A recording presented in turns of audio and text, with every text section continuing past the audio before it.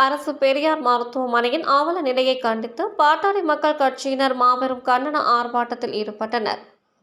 மயிலாடுதுறை மாவட்டம் மயிலாடுதுறை அரசு பெரியார் மருத்துவமனையின் அவல நிலையை கண்டித்து கிட்டப்பா அங்காடி எதிரில் பாட்டாளி மக்கள் கட்சியினர் மாபெரும் கண்டன ஆர்ப்பாட்டம் மாவட்ட செயலாளர் லண்டன் அன்பழகன் தலைமையில் நடைபெற்றது.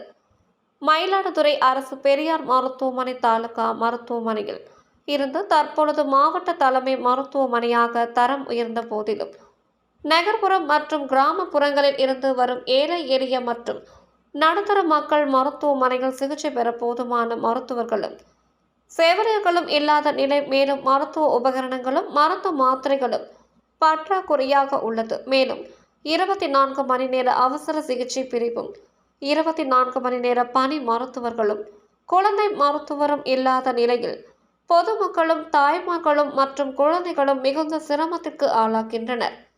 இந்த அவல நிலையை கண்டித்து பாட்டாளி மக்கள் கட்சியினர் மற்றும் சமூக ஆர்வலர்களும் அனைத்து நிலை பொறுப்பாளர்களும் பொதுமக்களும் கலந்து கொண்டு கண்டன ஆர்ப்பாட்டத்தில் ஈடுபட்டனர். கடைசி நிலையிலே கடைசி 2 நாள் ஆக்சிஜன் அந்த தனியார் மருத்துவமனையில இல்லை என்றால் அதற்கு என்ன வழி என்று தேடிக்க வேண்டும்.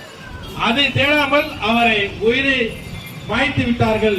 அது மிகவும், அதாவது அருண்பிரியா ஹாஸ்பிட்டலுடைய ஓனர் செல்வம் அவர்களுடைய செல்வம் அந்த இவருடைய குழுதான் அது அன்றைக்கு அந்த இதை செய்தது.